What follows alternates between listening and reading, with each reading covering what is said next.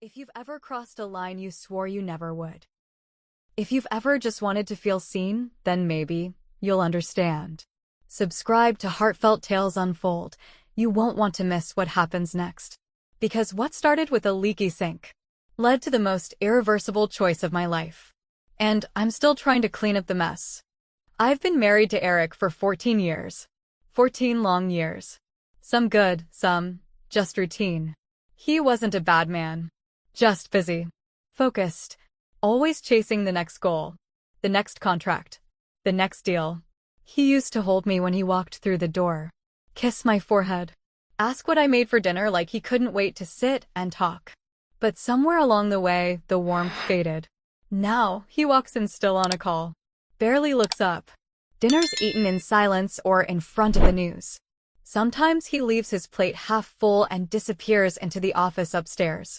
No kiss. No touch. Just footsteps, fading up the stairs. I'm 38. And I've spent the last 5 years wondering if I'm still a woman. Or just a fixture in this house. A mother. A meal. A soft voice telling people where their socks are. We have 2 teenagers. They're in their own worlds now, school, friends, sports, TikTok. They come home, toss their bags on the floor, raid the fridge, and vanish to their rooms. I don't blame them. That's just how it is. So the house, it's quiet. Too quiet. And during the day, it's just me and the ticking clock. I fold laundry that no one notices. Vacuum floors that are just going to be dirty again tomorrow. Make tea, sit by the kitchen window, and wonder where I went. Not physically. I know where I am. But where did I go? The woman who used to laugh without thinking. The woman who used to feel wanted. Desired. Now, I look in the mirror and barely recognize her. The spark's gone from my eyes. My skin looks tired. I even stopped wearing lipstick. Because, who's looking? Eric doesn't notice. Hasn't for years. I try. I do. I ask about his day. I rub his shoulders. I leave notes in his briefcase. But eventually, when your efforts keep falling into silence, you stop trying. And that's the space Caleb walked into. Not the space in my house, but the space in me. He lives 2 doors down. Moved in about a year ago after his divorce.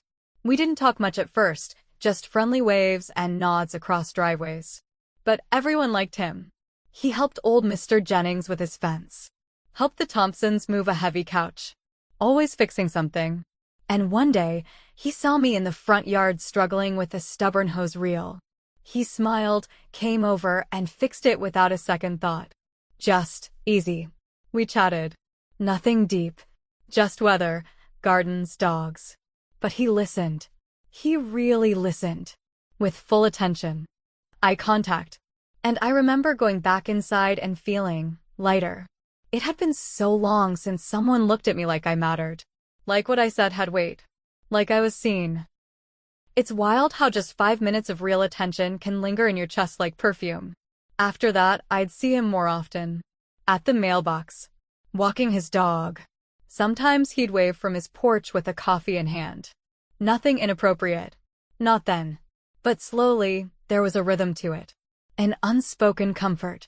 Like we were both carrying something heavy, and without even realizing, we were starting to share the load. Then came the sink. A minor leak that Eric promised he'd fix. But weeks went by, and it just dripped, and dripped, and dripped. I brought it up again, and Eric sighed. Told me he was exhausted. That I could call someone if it bothered me so much. So I mentioned it in passing to Caleb. He offered before I even finished the sentence. Said he'd pop over the next afternoon and take a look. Said it wouldn't take long. I hesitated. I really did. But then I remembered how he made me feel that day in the yard. Seen. Light. And I said yes. It was just a sink. Just a neighbor helping out. That's what I told myself. But the truth? I think I wanted to see him. I think I wanted to feel that feeling again. Even if just for a few minutes. The house felt warmer when he was near. And the kitchen didn't feel so cold when he stood in it. I always sit in the kitchen with my tea. It's the quietest place in the house. The one room that holds all my silence. where I've cried into dish towels and stared out the window wondering if this is all there is. But that day, when Caleb stood by the sink, sleeves rolled up, cracking jokes about my stubborn faucet, that kitchen came alive. And so did something in me. Not in a scandalous way. Not in some wild, forbidden fantasy. It was softer than that. Sadder, too. It felt like hope. Or maybe just the memory of it. And that's where it all began. The leak wasn't even serious at first. Just a slow, soft drip under the sink. Annoying more than anything. You wouldn't even hear it unless the house was quiet, which mine always is. Eric said he'd fix it. This weekend, he promised, without even looking up from his phone.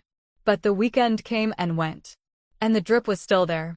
Every time I opened that cabinet, it felt like a reminder of how often I had to wait, of how many little things just didn't matter enough to fix. One morning, I was out front watering the plants and Caleb passed by. He made a joke about my stubborn garden hose, said he thought it had a vendetta against me. I laughed. A real laugh. And then I just casually mentioned the leak. I wasn't asking him to do anything. I wasn't hinting or fishing. It just slipped out, like a thought that had been sitting too long behind my teeth. He didn't miss a beat. Said, "You want me to take a look? Probably just a loose joint or worn washer." Then smiled. 30 minutes, tops. You shouldn't have to wait for weeks over something that simple. I opened my mouth to say no. To say, "That's okay, Eric's got it." But I didn't. I hesitated. And in that hesitation, something cracked open. I nodded. Just once. And said, "Sure, if you really don't mind." He said he'd be over the next afternoon after his lunch break. Said it like it was no big deal. And maybe it wasn't. But it felt like one. The next day, right on time, I heard a knock at the door. There he was, tool bag in one hand, coffee in the other. Same easy smile. Same quiet confidence. I let him in. Offered him water. Tried not to act like my heart was beating just a little faster than normal. He kneeled by the sink, tools clinking softly. Rolled up his sleeves. And I just stood there for a moment, unsure what to do with myself. So I made tea. Tried to busy my hands. He asked where I got the backsplash tiles. Said he liked the color, called it calming. Then he said the kitchen smelled amazing. Asked what I'd been cooking. I told him it was just leftover soup. He said, "Well, it smells like comfort." Then, he looked up at me. Really looked. And said, "You've got a great smile." I don't think I've ever told you that. I froze. Just for a second. Just long enough to feel a wave rise in my chest that I didn't know what to do with. Because it had been years since anyone had told me that. Since anyone had looked at me, not through me, not past me, but at me. I smiled again, out of instinct. Then caught myself. Looked away. I told myself it was nothing. That he was just being friendly. That he was just a kind man, saying kind things, because that's who he was. But there was a shift. Right there. Right then. I felt it. And I think he did too. We talked while he worked. Not just the usual neighbor stuff. He asked about my hobbies. What I did with my time. Said it must be nice having quiet mornings to myself. I told him sometimes it was. But other times it was lonely. I don't even know why I said that. I never admit that out loud. But with him, it just came out. He nodded. Didn't say much. But his silence felt full, not empty. It felt like listening. At one point, he tapped the pipe gently and said, "Got it." Wiped his hands, stood up. "You're all set. No more midnight dripping keeping you up." And then he added softly, like it wasn't meant to land as heavy as it did, "Every woman deserves peace in her own kitchen." It hit me. Harder than it should have.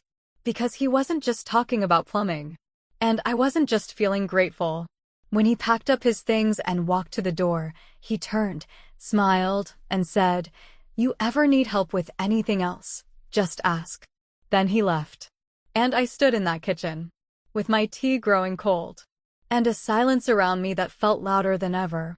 Something had shifted, and I couldn't unfeel it, not even if I tried.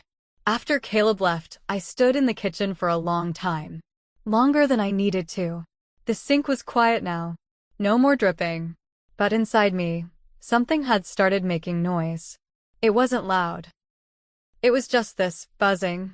A kind of low hum beneath my ribs. I felt lighter somehow. Brighter. Like someone had opened a window in a room I didn't know was stuffy. I caught myself smiling. Just a little. Then I frowned. Because it wasn't the sink I was thinking about. It was him. His voice. His smile. The way he said I had a great one too. I kept hearing it. Over and over. Not just the words, but the way he said them. Like he meant them. Like he saw something in me that even I had forgotten was there. And that scared me. Because I liked it. More than I wanted to admit. Was it wrong, just to enjoy being seen? I didn't touch him. I didn't flirt. I didn't even do anything. But it still felt like I'd crossed something. Something invisible. It was like I'd opened a door in me. One I didn't even realize had been closed. And now that there was air coming through, I couldn't pretend I didn't feel it. I tried to shake it off. Went upstairs. Started folding laundry. But even in the silence, my mind kept drifting. To his voice. His hands. The way he looked at me like I was a person. Not a chore. Not a habit. A woman. That night, I couldn't sleep. I tossed. Turned. Every creak in the house felt louder than usual. Eric lay beside me, facing the other way. Breathing soft. Deep. Peaceful. Distant. I stared at the ceiling and wondered how we got here. How two people could lie so close and feel so far. The next morning, I pulled out an old photo album. I don't even know why. I hadn't looked through it in years. There we were, me and Eric. On a beach, laughing. Covered in sand. He had his arms around me, and I was looking at him like he was the only thing that existed. Back then, he was. There was another photo, our anniversary dinner. The dress I wore. The way he looked at me from across the table. Eyes full of spark. Of hunger. Of love. And somewhere between those pages, I felt something sink inside me. Because that version of us was gone. And I didn't know when we'd lost it. Or if we could ever get it back. I thought about Caleb again. Not in a fantasy way. Not in a what-if kind of way. Just in a why did this feel like the first real conversation I've had in months kind of way. I wasn't planning anything. God knows I wasn't looking for anything. But something had been opened. Something tender. Something quiet. And I didn't know how to close it. The next few days, I kept busy. Laundry. Dishes. Groceries. Everything I usually do. But he was there. In the back of my mind. Every time I passed the sink. Every time I made tea. Every time I glanced out the kitchen window and saw his driveway. I hated that part of me. The part that was waiting. For what, I didn't know. Just the idea that maybe I'd run into him again. Maybe he'd smile. Ask how I was doing. Make me feel like me. I started wearing lipstick again. Nothing dramatic. Just a soft pink. The one I used to wear when Eric and I went out to dinner. It felt silly. But it also felt good. And that's when I realized. I missed feeling like a woman. Not just a mom. Not just a wife. Not just someone keeping the house from falling apart. A woman. And Caleb. Caleb reminded me she was still in there. I felt guilty for that. Really, I did. But I also felt alive. And that was the beginning of the real trouble. Because once you feel something wake up inside you, it doesn't just go back to sleep. He started stopping by more often. Always with a reason. A borrowed dish from the soup I sent over last week. A quick question about who he used for lawn care. One time, he offered to help when he saw me struggling with the garage door. It always started small. But the conversations got longer. The air between us felt different. Lighter. Warmer. There was laughter. Not loud or forced. Just soft, easy. Like exhaling after holding your breath too long. The kind of laughter that stays with you even after the door closes. And the eye contact. It lingered. Just a second too long. Not in a way that screamed anything. But in a way that whispered everything. He'd look at me like I was interesting. Not just present. Not just polite. But interesting. One afternoon, it started to rain out of nowhere. A sudden, heavy downpour. I was standing by the porch, trying to pull in the patio cushions when he came jogging over, already soaked, laughing. He said, "Mind if I waited out here for a bit?" And I said yes. Of course I said yes. We stood there on the porch, rain pouring around us. I made tea. He stepped inside, left his shoes by the door without being asked. Sat at the kitchen table like he'd done it 100 times. Like it was normal. I handed him a cup. And I remember, my hand was trembling just enough to make the spoon inside clink. I hoped he didn't notice. But I think he did. We sat in silence at first. Not awkward, just full. Then he started talking. Told me about his divorce. About how it wasn't sudden. Not really. How it started with little things. A tone, a missed text, a night on the couch. Until one day, they both just stopped trying. He said she stopped looking at him like he mattered. And eventually, he stopped looking at her at all. I don't know why, but hearing that made something swell in my chest. Not judgment. Not pity. Recognition. I told him about Eric. Not the bad things. Just the silence. The growing distance. The way I could be dressed up, standing right in front of him, and still feel invisible. He didn't interrupt. Didn't offer advice. Just listened. Really listened. And that was the most dangerous part. Because it had been so long since someone just let me be honest without turning away. I don't even remember what started it. Maybe I was passing the sugar. Maybe it was the way he leaned in slightly. But suddenly, our hands touched. Not by accident. Not on purpose either. Just in that space between. And we froze. Both of us. Like the air had gone still, even with the storm outside. His eyes searched mine. Mine searched his. And something passed between us. Something silent. Heavy. I pulled my hand back. Slowly. And I smiled. Not out of happiness. Out of panic. Out of nerves. Out of the desperate need to pretend nothing happened. He smiled too. But his eyes didn't match it. We sat there a little longer. But it wasn't the same. The line had been touched, if not crossed. When the rain let up, he stood and thanked me for the tea. Said he'd see me around. And he left. The door closed softly behind him. And I stood there, still holding my mug, still feeling the warmth in my palm. But it wasn't the tea. It was something else. Something deeper. That night, I didn't sleep. Not because of what happened. But because of what almost did. Because once you felt something like that, something real, something charged, something alive, it doesn't leave you. And part of me didn't want it to. He started stopping by more often. Always with a reason. A borrowed dish from the soup I sent over last week. A quick question about who he used for lawn care. One time, he offered to help when he saw me struggling with the garage door.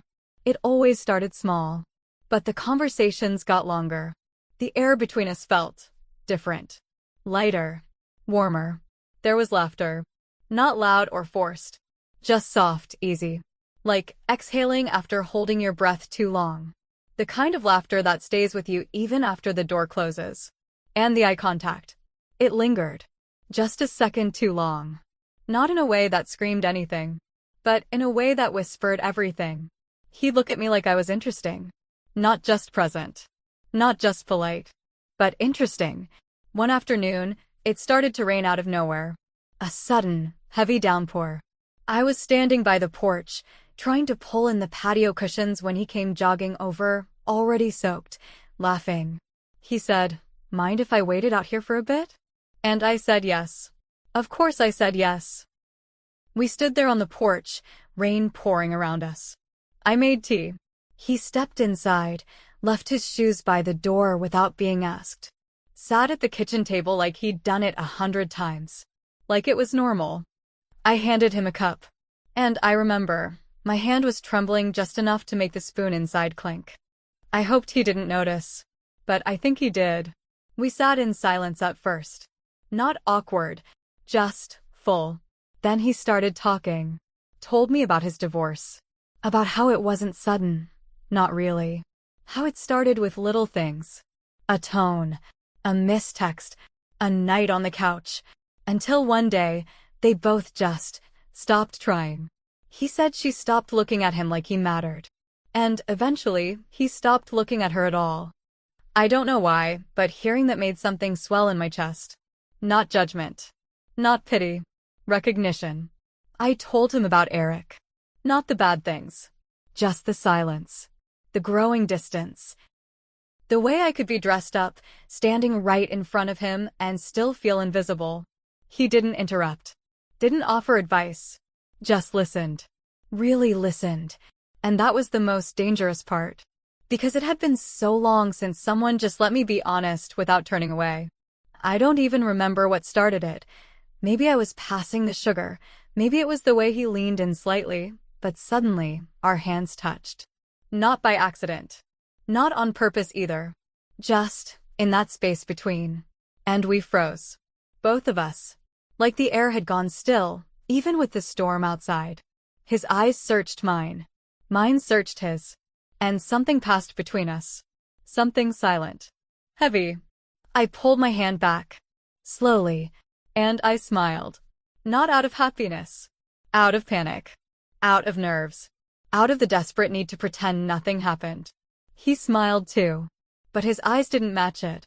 We sat there a little longer. But it wasn't the same. The line had been touched, if not crossed. When the rain let up, he stood and thanked me for the tea. Said he'd see me around. And he left.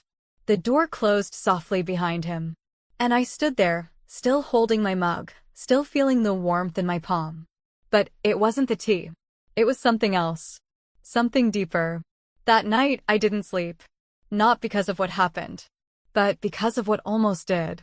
Because once you felt something like that, something real, something charged, something alive, it doesn't leave you. And part of me didn't want it to. A few days passed. The weather stayed gray. The kind that settles into your bones and makes everything feel heavier. Eric told me he had a business trip coming up last minute. 2 nights in Chicago. Maybe 3. I nodded. Didn't ask questions. He barely kissed my cheek before he left. Just like that, I was alone again. The silence in the house felt different this time.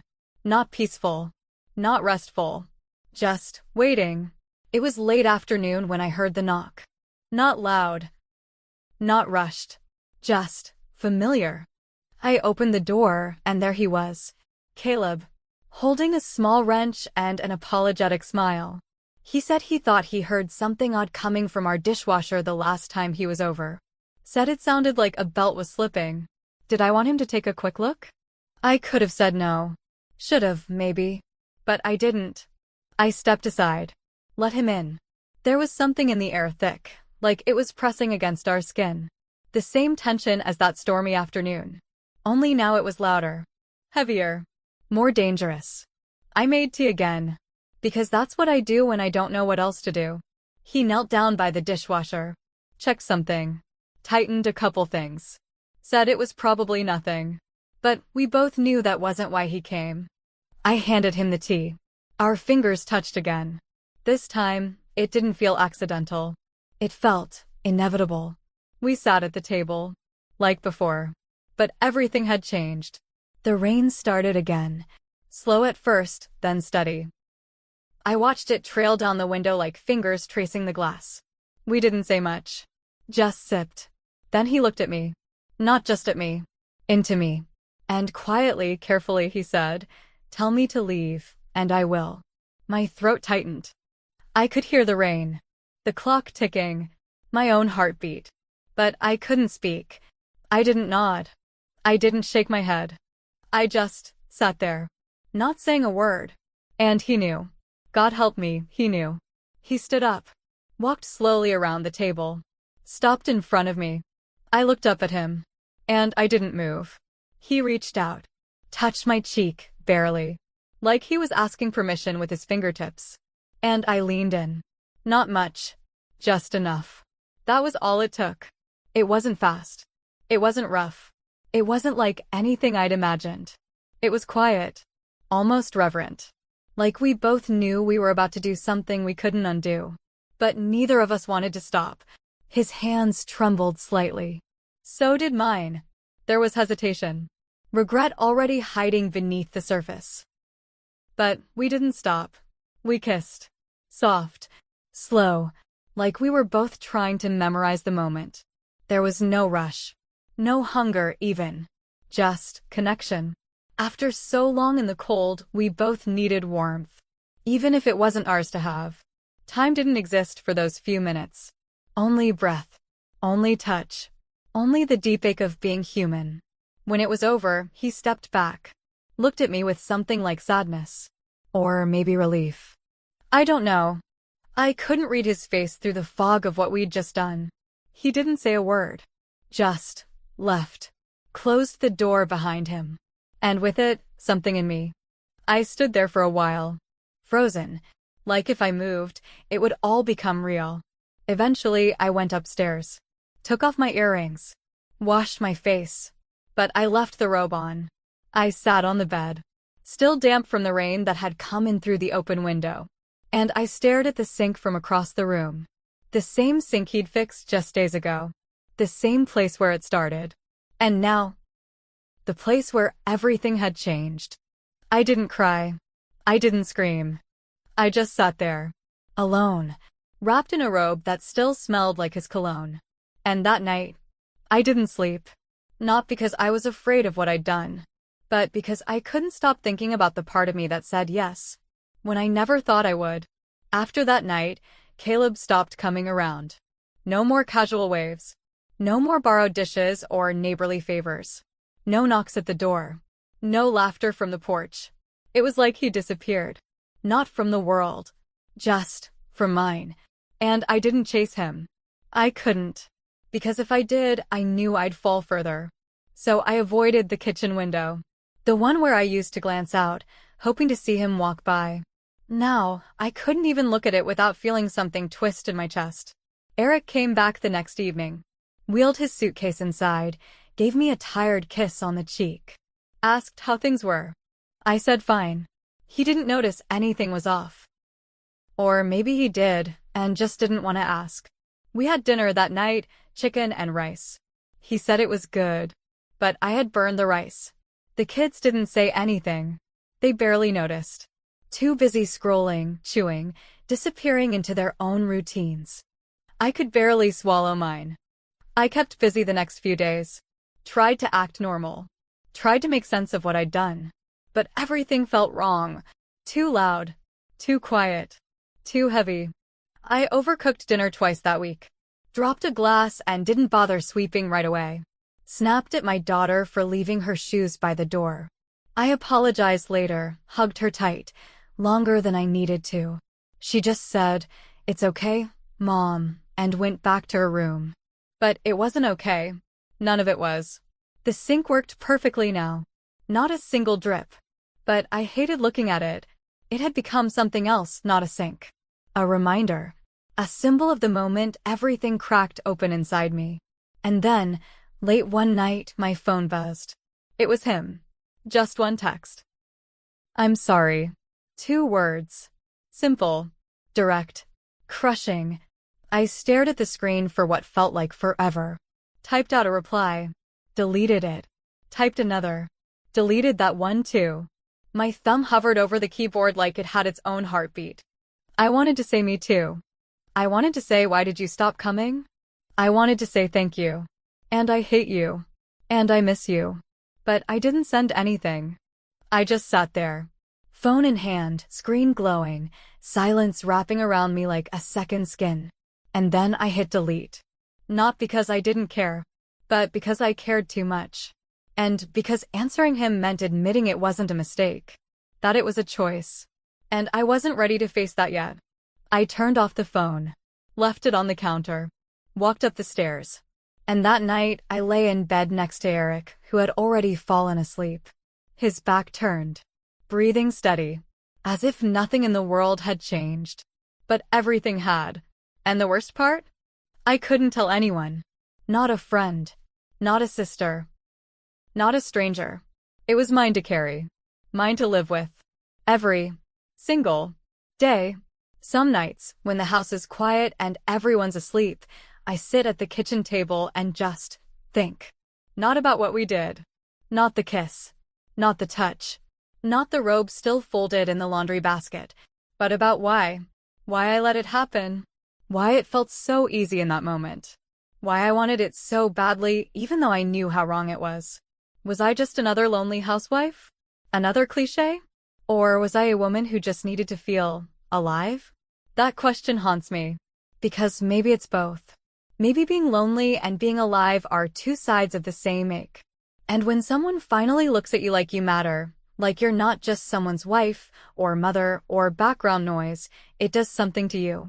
Something I can't fully explain. Only feel. And I feel it all the time now. I'll be doing the dishes or folding towels, and my mind drifts back to that moment in the rain. His hand brushing mine. His voice, low and careful, asking me if I wanted him to leave. He would have, if I said yes. He would have walked out, and maybe none of this would have happened. But I didn't say yes. And now, I carry that silence everywhere I go. Sometimes I wonder if Eric suspects anything. If he notices the way I avoid his touch now. The way I stare at my food more than I eat it. The way I don't ask him about his trips anymore, because I don't really care about the answers. But he doesn't ask either. Maybe he's grateful for the quiet. Or maybe he's just as numb as I am, and we're both pretending this marriage is still intact because it's easier than tearing it down. Sometimes I wonder if it ever really was love. Or just convenience. Momentum. Habit. We were so young when we started. So eager to build something. And we did. A house. A family. A routine. But somewhere along the way, the us part got lost. Now we just coexist.